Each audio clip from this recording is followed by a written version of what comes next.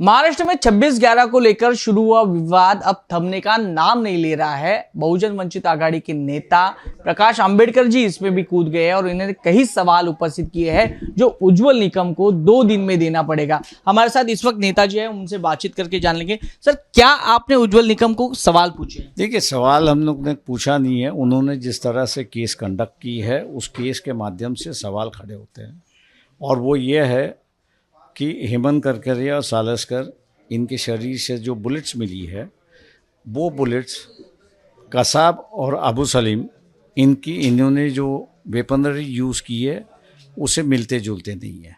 ये बैसेलेटिक एक्सपर्ट्स का रिपोर्ट जो है उन्होंने सामने लाया है। तो हम उनसे ये पूछना चाह रहे कि क्या इसमें गेम विद इन गेम था? आप जब इस केस को कंडक्ट कर रहे थे और ये जो फॉक्सपॉज आपके सामने आया, तो क्या आपने कोर्ट के सामने इस बात को लिया है और इसके फर्दर इंक्वायरी चाहिए? क्या आपने इंक्वायरी ऑफिसर से ये बता दिया कि भैया ये कंक्लूड होने के बाद ही इस केस को हम लोग चला सकते हैं? ये अहम महत्वपूर्ण बात जो है वो आपने इन्वेस्टिगेशन क्यों नहीं की, इसका जवाब जो है वो उज्जवल निकम ने देना चाहिए। जब तक वो अभी पार्लियामेंट में जाना चाह रहे हैं, कैंडिडेट है, तो लॉयल्टी नेशन के साथ में होनी चाहिए, किसी संगठन के साथ में नहीं। तो उसकी वजह से हम लोग ये पूछ रहे हैं कि आप पार्लियामेंट में जा रहे हो तो लॉयल्टी विद द नेशन होनी चाहिए। ये अटैक जो है पाकिस्तान ने हिंदुस्तान पर किया था, और आपने फिर इस महत्वपूर्ण बात को सामने क्यों नहीं लिया है? आपको क्या लगता है क्यों सामने नहीं रखा?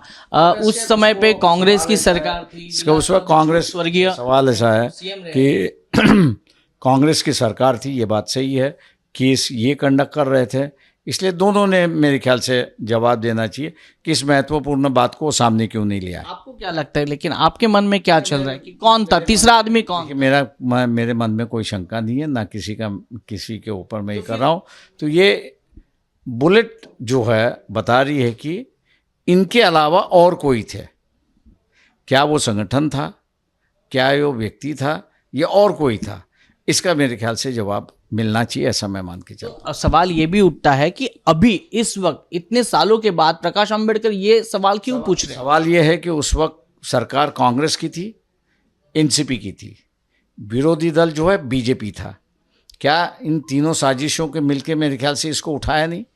आज पहली बार हम लोग मान के चल रहे हैं कि मौका मिल रहा है उज्जवल निकम जो है कैंडिडेट होने की वजह से उनको सवाल करने का, और इसलिए हम लोग उनको सवाल कर रहे हैं। अब सवाल ये भी उठ रहा है कि केजरीवाल जेल से बाहर आए हैं और ये बोल रहे हैं कि आने वाले दिनों में देश का प्रधानमंत्री कौन होगा? मोदी तो नहीं हो सकते, लेकिन मोदी का चेहरा बताया जा रहा है। योगी को कई दिनों में खत्म किया जाएगा, तेजस्वी यादव है, ममता बनर्जी है, उनको जेल में डाला जाएगा। तो क्या इस बात को आप किस तरह से देख रहे हैं? देखिए, इस बात को नई बात है मैं ऐसा नहीं कह रहा हूँ। अच्छा। केजरीवाल ने कोई नई बात दोहराई ऐसा मैं नहीं मानता हूँ। निर्मला सीतारामन, उनके जो पति है प्रकला प्रभाकर, इन्होंने 15 दिन पहले ही ये बता दी ये बात, तो इसलिए इसमें कोई नई बात है इससे और कोई टिप्पणी की ज़रूरत नहीं है। उन्होंने विस्तारित रूप से अपने इंटरव्यू में 2024 से लेके 2029 तक क्या होगा वो है। मैं लोगों से यही कहूँगा कि उन्होंने यूट्यूब चैनल जो है उनका, उस पर देख लीजिए तो आपको सुनने मिलेगा। तो न केजरीवाल की कोई नई बात है ऐसा मैं मानता नहीं हूँ। तो अगर महाराष्ट्र में ऐसी कोई स्थिति आती है तो आपकी भूमिका क्या है? किस बारे में?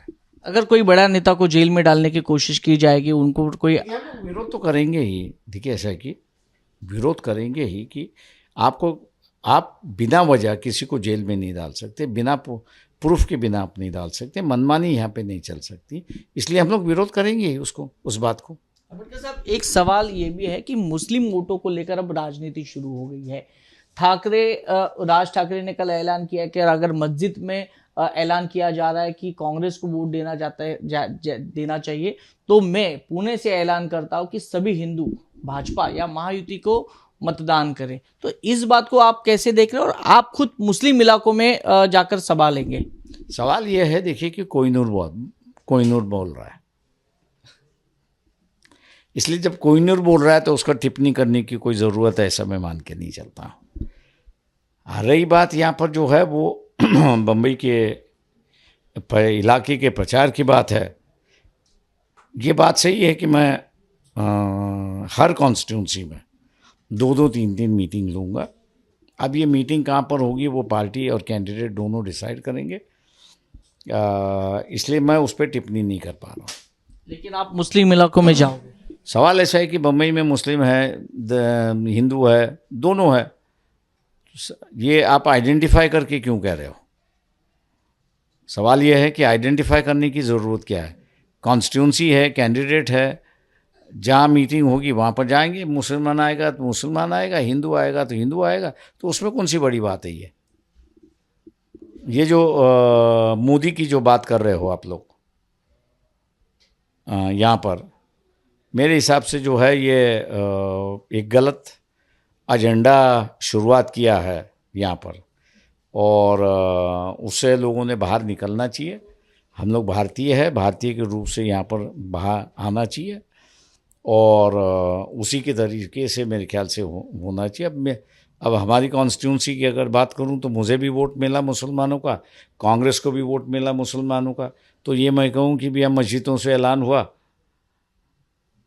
जो कैंडिडेट है उस कैंडिडेट की मेरे ख्याल से बयानबाजी जो है उसकी बात मानी जाती है। ये ना कि जिसकी इंक्वायरी है कोहिनूर के मामले में वो अपनी बात रखे और ये कहे। बहुत बहुत शुक्रिया हमारे साथ बातचीत करने के लिए।